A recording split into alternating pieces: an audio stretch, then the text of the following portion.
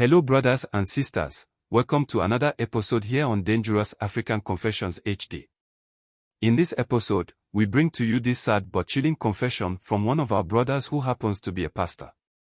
He reveals to us about how he was told about a spiritual person in Zimbabwe who could help him to be more powerful. What happened to him when he traveled to meet this spiritual person, and was he able to attain the powers he was looking for? To get these answers, let us go and listen to this message by our brother. And don't forget to please subscribe if this is your first time, like and share this video so others can listen to it as well. And also hit the notification bell, so you will be notified anytime we upload videos of this nature. I started my whole journey into the pastoring work earlier in my life. This is because I was brought up by someone who happened to be a serious and a devoted Christian.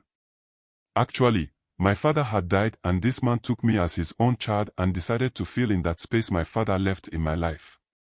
Even though I did have my mother around, I felt okay going to this man more and more for his guidance and advice. Going to church and doing dawn broadcasting was my life. I knew nothing apart from this life. And for this very reason, I gained a lot of respect from my now father and even a lot of people from our area. And this later came to help me when I started my ministry. It was not difficult for them to join my ministry. So, in the heart of my community, I stood as a beacon of faith, a pastor entrusted with the spiritual well-being of my congregation. During this period of my life, the people entrusted me with their spiritual growth and the overall guidance of them towards their salvation. But then, aside all this, I never knew a day would come where performing healing, signs and wonders would become something that was really needed for them.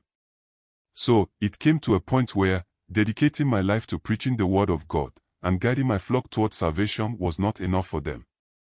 They needed more than just that. Signs and wonders should follow my preaching and services. This is where it all started going in a direction where it led me into the kind of things I got myself involved with. I remember I would go to my father and have a discussion with him about these things that were bothering me.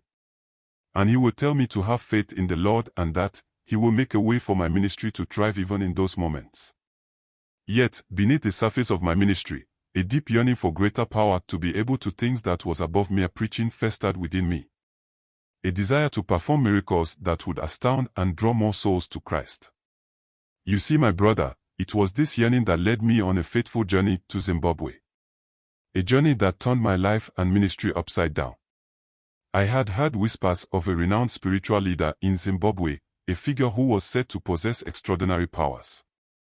Stories circulated about the miracles he performed, healings, deliverances, and signs that left even the most skeptical in awe. And it was said that he is able to lead you into having similar gifts, or I should say powers, to also perform the things he does. When I heard these stories about this particular man, I wanted to meet him and see how far he was going to bless my life. One thing I should say is that it was actually a friend of mine, who was someone that was living in South Africa, who talked to me about this particular man. This was after I had a series of conversations with him about the ministry and the challenges that I have been facing. He suggested to me that I should travel to Zim and then meet this man because, according to my friend, my life would be transformed when I meet this particular man. My ambition blinded me to the dangers that lay ahead. I believed that if I could acquire even a fraction of his power, I could transform my ministry and bring glory to God. My friend made all the necessary arrangements for me to travel to meet him in South Africa first. I spent like about a week with my friend. You need to see how my friend was living in an outside country. I was marveled with the things I saw with my own eyes when I went to him. He was actually living his best life, as he had so much money and he attributed it to this same man he was talking about. He said the man helped him get connections, which has led in him having his own company in South Africa. At this point, nothing was going to stop me from meeting this man who possesses such powers to do what he was doing. I also needed something to help push my ministry to the very height it deserved. So, with a heart full of hope and ambition, I traveled to Zimbabwe with my friend who played an important role in what I did. Upon our arrival, I felt that we were welcomed into a world steeped in mysticism and spiritual practices that were foreign to me. Once we were there, the leader I sought was charismatic and persuasive, and he spoke of ancient rituals that could unlock divine power. I was captivated by his words and the promise of miracles that awaited me. One thing about this man is that he made me feel so comfortable around him, even though there were things that were strange to me. He still managed to make me feel at home and welcomed. In my quest for power, I participated in rituals that I now realize were steeped in darkness. The leader demanded sacrifices, offerings that would appease the spirits and grant me the strength I sought. In my naivety, I believed these sacrifices were merely symbolic acts of faith.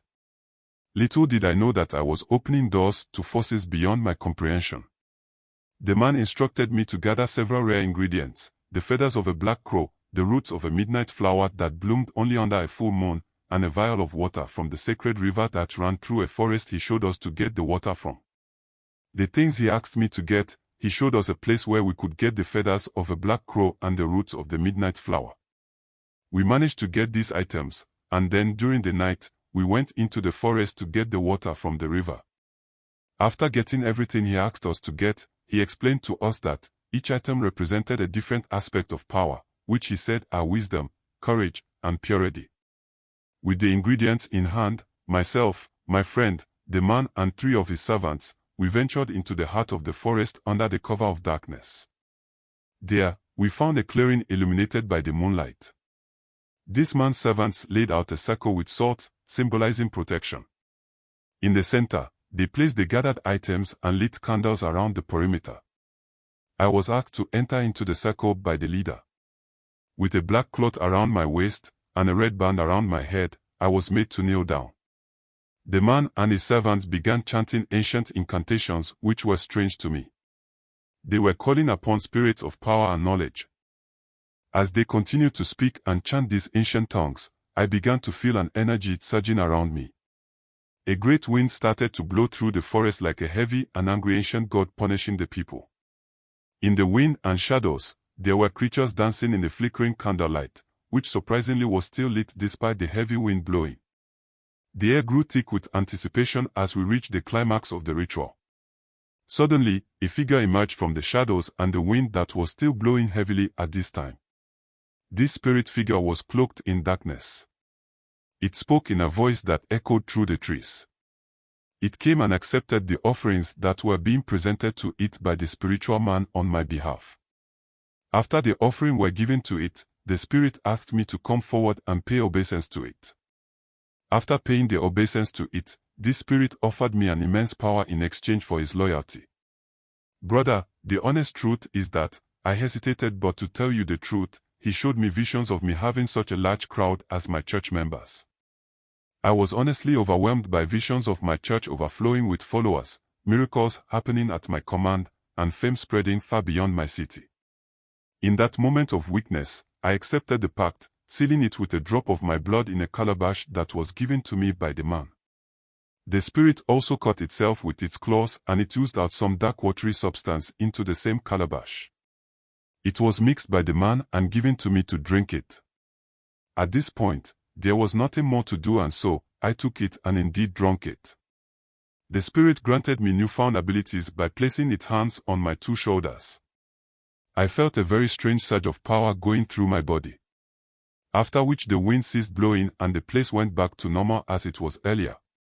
The next morning, I was told by the man that I could heal the sick, predict the future, and even manipulate the minds of those who listened to my sermons. After telling me this, he then gave me this ancient book and told me to chant the words in them every full moon, when I have prepared an altar to summon the energy that I have called and have my allegiance to. When we were done, I went back to South Africa with my friend and I spent days with him over there. When the time for me to return was up, he gave me some amount of money to be used as a seed money to help establish my church. He told me it was his own way of helping a friend he so much has love for. Upon returning back home, I felt an exhilarating rush of energy. After about 3 months of returning from my visit to Zim, I saw a serious change in my ministry. My sermons became more powerful, and miracles began to manifest in ways I had never experienced before. People flocked to my church, and for a time, it seemed as though my dreams had come true. But with each miracle came an insidious shadow that crept into my life. When the miracles began to manifest in such manner, strange occurrences began to plague my family. My wife, once vibrant and full of life, fell into a deep depression, plagued by nightmares and visions of darkness. My children became withdrawn, their laughter replaced by an eerie silence. It wasn't long before tragedy struck. One of my children, who is actually the last born, fell gravely ill, her body tormented by an unseen force. Desperate for answers, I sought counsel from fellow pastors and some spiritual leaders I had come to know. It was during one of such meetings that the truth began to unravel. They spoke of the dangers of seeking power outside of God's will, warning me that I had unwittingly invited a demon into my home. A demon that demanded sacrifices in exchange for the power I sought. As the weight of my actions bore down on me, I realized that the very miracles I had sought to perform were now tainted by darkness. My family became collateral damage in my quest for power. They were suffering because of my choices. Don't forget to please subscribe, share and like our videos. Kindly hit the notification bell so you will be the first to get notification to our videos when we upload. Indeed, I will start by saying that life and the very essence of this precious gift is not about how well or how much money you were able to acquire. Nor it is about how influential you becoming in this material world. But then, it is about how much of positivity you affect people. How much love you show your fellow human being, which is the nature of the creator of this very universe. I say this to say that, true value or meaning of having power is not how many miracles you have been able to perform. It is not about how much money you have in your account. You don't need to go to any deity or dark force before you can manifest your power. The God that created you is having it in abundance, the power to do all things. So, if you so need it, go back to your source. Sometimes when you hear such things about pastors, it brings your spirit down, but like I always say, we are only here to warn our brothers and sisters about the ways of the evil one amongst even the children of God. It is also not to suggest that any pastor or prophet out there doing his work is of the evil one. But this is to tell you to be careful when you are going to such places. Be smart and read in between the lines. Let your inner intuition talk to you about places that you go. Please let us hear your thoughts in the comment section. Yes, just as we are here to share with ourselves what is going on out there, we do bring these conversations with you, our family members, to help our innocent brothers and sisters to realize what is happening out there, that they do not have any idea about. I just hope that we honestly take the important lessons from these stories to better our lives and decisions. Stay blessed and be safe. Thanks for being a part of this growing family. Kindly share your thought with us in the comment section below. And if you are new here, please subscribe, like and share.